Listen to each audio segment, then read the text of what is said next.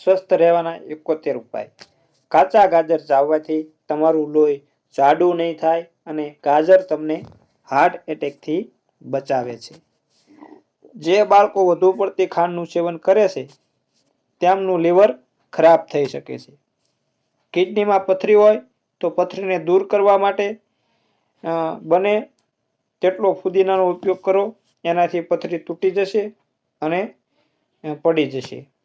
કેટલાક લોકોને રાત્રે ચા પીવાની આદત હોય છે, તેથી રાત્રે ચા પીવાનું ટાળો, કારણ કે રાત્રે ચા પીવાથી મગજ નબળું પડે છે। કાચો મૂળો ખાવાથી મગજ તેજ થાય છે અને જે લોકોને પેશાબ અટકીને આવતો હોય તેઓને પણ ફાયદો થાય છે। જે લોકોને એનિમિયા હોય તેમણે રીંગણાનું સેવન ન કરવું જોઈએ। જો ઉધરસ વારંવાર થતી હોય તો મોઢામાં સાકરનો ટુકડો રાખો, તેનાથી ઉધરસ બંધ થાય છે। રોજ 1 ગ્લાસ સંતરાનો રસ પીવાથી પથરીનું જોખમ ટાળી શકાય છે। સફરજનનો રસ આદુના રસમાં ભેળવીને પીવાથી ટાઇફોઇડ તાવમાં રાહત મળે છે। જે લોકો છાશનું સેવન કરે છે તેઓ વૃદ્ધાવસ્થાથી દૂર રહે છે, તેનાથી ચહેરા પર કરચલી પડતી નથી। દરરોજ ગરમ પાણી પીવાથી હાર્ટ એટેકનો ખતરો રહેતો નથી। શરીરના દાઝી ગયેલા ભાગ પર કુવારપાઠું લગાવવાથી ફોલ્લા નથી પડતા અને ત્વરિત ઠંડક મળે છે। મેથીમાં ભરપૂર માત્રામાં આયર્ન હોય છે। કમળાથી પીડિત દર્દી માટે તે ફાયદાકારક છે। તજ હૃદયના સ્વાસ્થ્ય માટે ફાયદાકારક છે। તેમાં રહેલું એન્ઝાઇમ કોલેસ્ટ્રોલ ઘટાડે છે। તેના નિયમિત સેવનથી હાર્ટ એટેકની શક્યતા ઘટી જાય છે। કાચા કોબીના પાન ચાવવાથી સુગર લેવલ ઘટે છે। પથરી હોય તો હળદર અને જૂના ગોળને છાશમાં ભેળવીને પીવાથી પથરીને મૂળમાંથી દૂર કરવામાં મદદ મળે છે। જો પેટમાં દુખાવાની સમસ્યા હોય તો હિંગ અને કાળા મરીના પાવડરને પાણીમાં ભેળવીને પીવાથી પેટના દુખાવામાં તરત આરામ મળે છે। ગાયનું દૂધ ઝડપથી પચી જાય છે, લોહી અને વીર્ય વધારે છે। તે શરીર, હૃદય અને મનને મજબૂત અને શક્તિશાળી બનાવે છે। એલચીમાં માથાનો દુખાવો, પેટનો દુખાવો, ઉબકા, સાંધાના દુખાવા જેવા જૂના રોગોને દૂર કરવાની ક્ષમતા છે। પાકેલા જામફળ ખાવાથી શરીરમાં હિમોગ્લોબિનની ઉણપ થતી નથી અને તમારા શરીરમાં જરૂરી માત્રામાં લોહી બનતું રહે છે। જો તમને કબજિયાતની સમસ્યા હોય તો દરરોજ સાંજે પપૈયાનું સેવન કરો, જેનાથી કબજિયાતની સમસ્યા દૂર થશે। લવિંગને પીસીને તેનો પાવડર બનાવીને મધમાં ભેળવીને પીવાથી પાચન તંત્ર સ્વસ્થ રહે છે।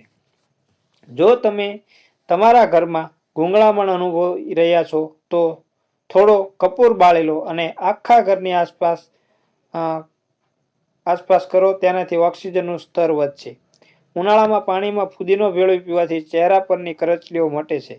સવાર સાંજ જમ્યાના અડધા કલાક પછી શેકેલા ચણાને ગોળમાં ભેળવીને ખાવાથી એનિમિયામાં રાહત મળે છે। નાળિયેરના તેલમાં લાલ મરચાંનો પાવડર ભેળવીને સાંધા પર લગાવવાથી સાંધાના દુખાવામાં રાહત થાય છે।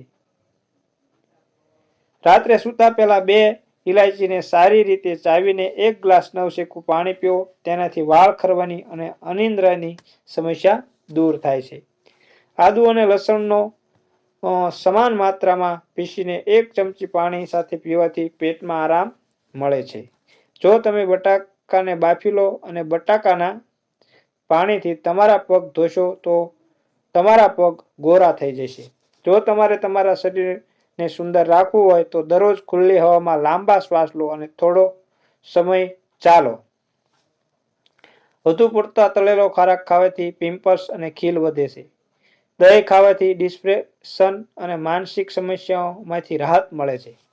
જો ચહેરા પર ખીલની સમસ્યા હોય તો હળદરને પાણીમાં ભેળવીને પેસ્ટ બનાવો અને પછી તેને ચહેરા પર લગાવો, ખીલ મટી જશે।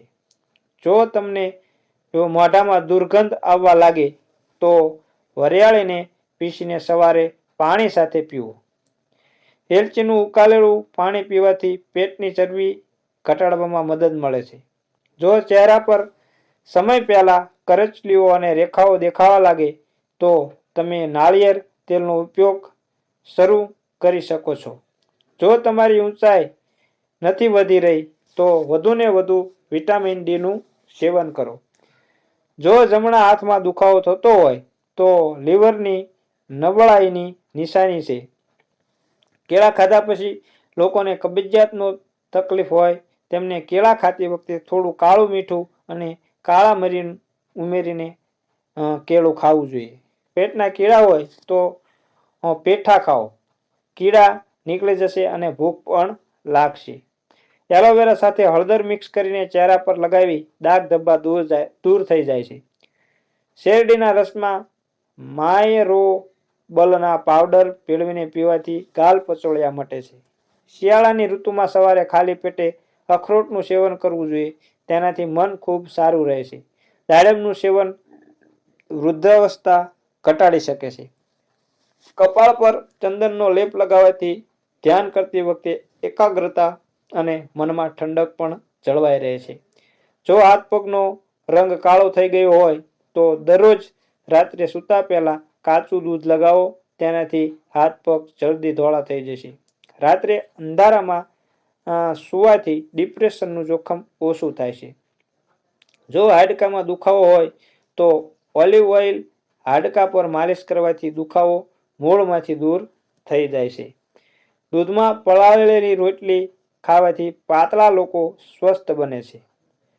જો તમારા હોઠ કાળા થઈ ગયા હોય તો દાડમના દાણા અને માખણની પેસ્ટ તમારા હોઠ પર લગાવો અને હોઠ ગુલાબી થવા લાગશે. મખાનાના ભરપૂર માત્રામાં કેલ્શિયમ જોવા મળે છે.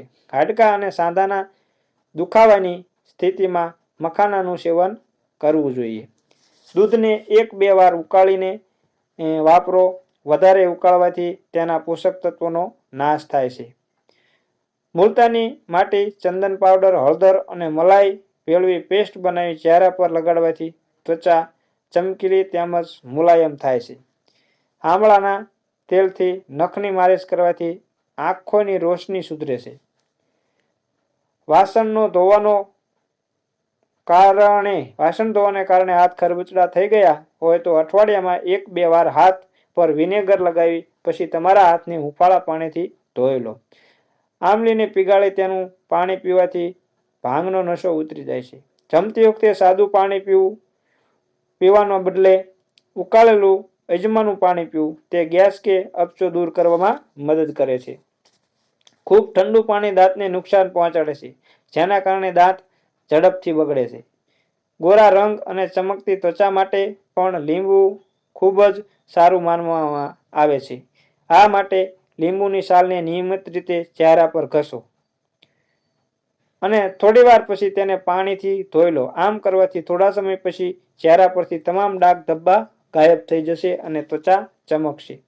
વાળ બાંધી રાખવાથી મનને શક્તિ મળે છે અને વાળ ખરતા ઓછા થાય છે.